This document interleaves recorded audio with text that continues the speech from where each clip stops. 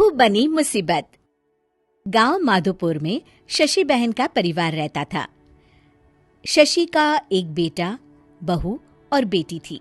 पति और बेटा किसान थे जो सुबह खेत में जाते और सारा दिन मेहनत के बाद शाम को घर लौटते।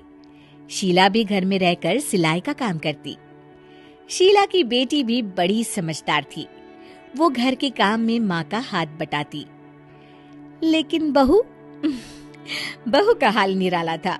वो काम कम और मिन मेक ज्यादा निकालती, जिससे शशि और उसकी बेटी काफी परेशान रहते।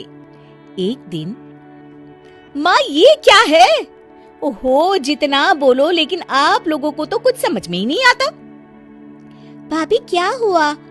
और माँ अभी सिलाई कर रही हैं, उन्हें बार बार मत उठाइए।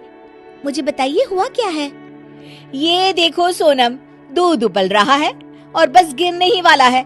वो तो शुक्र है कि मैं आ गई, वरना तो बह जाता सारा। अरे पर मैं तो अभी देखकर गई थी और गैस भी धीमी थी।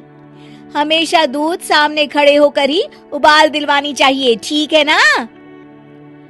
सोनम को मेघा की बात पर गुस्सा आ जाता है, लेकिन क्लेश ना हो ये सोचकर वो चुपचाप वहां से चली जाती है और सोचती है कि वो कैसे मेघा को सबक सिखाए।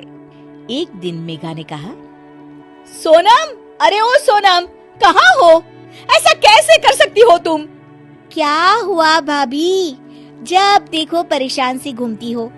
खुश रहा करो भाभी, इससे ना स्किन ग्लो करती है। सोनम, फेस तो मेरा वैसे भी ग्लो करता है, देखो। और कितनी गुणी भी हूँ मैं। तुम्हें तो शादी करके दूसरे घर जाना है।